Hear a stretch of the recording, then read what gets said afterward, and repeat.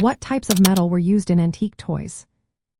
Have you ever wondered what materials went into making those charming antique toys? Understanding the types of metal used can help collectors appreciate their history and value. Let's take a closer look at the metals that shaped these beloved items. Tin was a primary metal in many antique toys, especially during the late 19th century and early 20th century. Tinplate toys were particularly popular. Tin is soft and malleable, making it easy for manufacturers to press into detailed shapes. Many of these toys featured colorful lithographed designs on their surfaces, adding to their appeal. Next, we have steel. Thin-gauge steel became common in early 20th century toys that needed more strength than tin could provide. Steel toys are stronger but can rust if not cared for properly. Some toy vehicles and wind-up toys were made from a combination of steel and tin, balancing strength with aesthetic appeal. Lead and lead alloys were also used in antique toys, particularly in cast metal figures like toy soldiers. Lead is soft and has a low melting point, which made it easy to work with.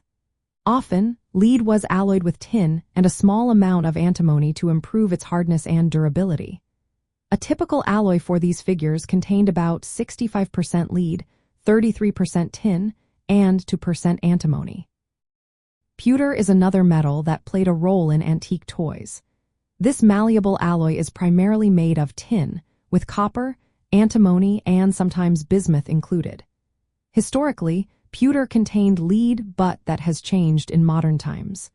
Pewter was favored for its ability to be cast into fine details, making it popular for collectible figures and toys. Cast iron was used before tinplate became the standard.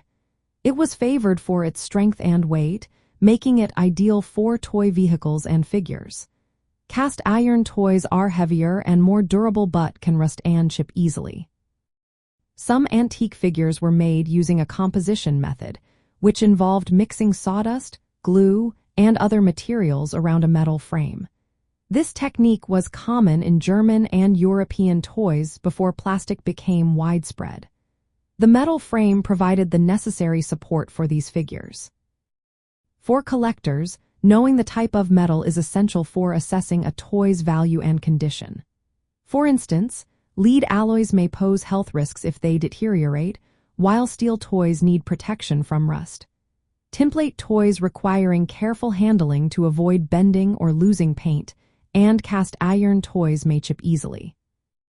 Understanding these metals not only helps in identifying and dating antique toys, but also guides proper conservation methods and insurance coverage for rare items.